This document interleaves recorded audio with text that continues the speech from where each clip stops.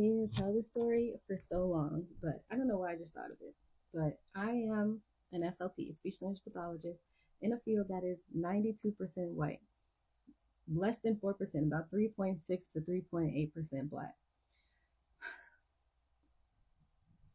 I was at a conference, and I always go to conferences. I sell merch and things, and I am 90% of the time the only, for sure, the only black business owner there, but often even the only black person in the room as far as like exhibitors, people who have booths or tables or whatever.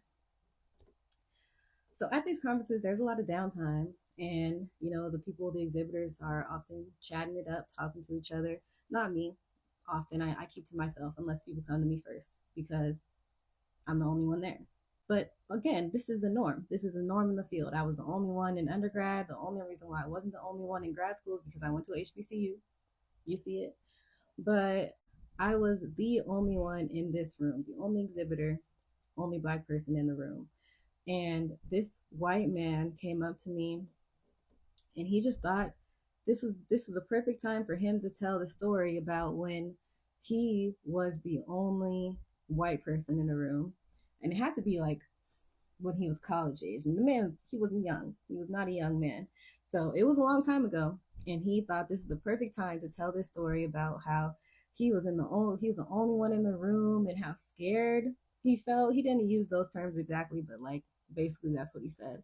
How uncomfortable he was, and he just couldn't believe it and felt like he couldn't talk to anybody. And everybody was just so different from him, and like, wow, like I'm really the only one in here. And I was looking around like, is this man oblivious, or is he trying to relate to me? I'm really not sure.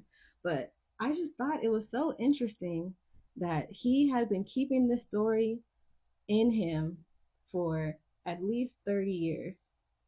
And this was my day-to-day life. Like, this is the third day of the conference. I've been the only one in this room. This is the norm for me. And you have this one story that you can call upon from 30 years ago about the one time that you were the only one in the room. Like,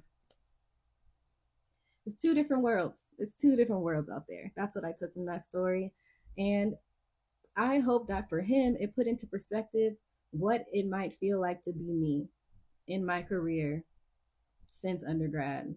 What it might feel like for me to be the only one. Because this man, this white man, he was stuck on this story. He was so excited to tell it.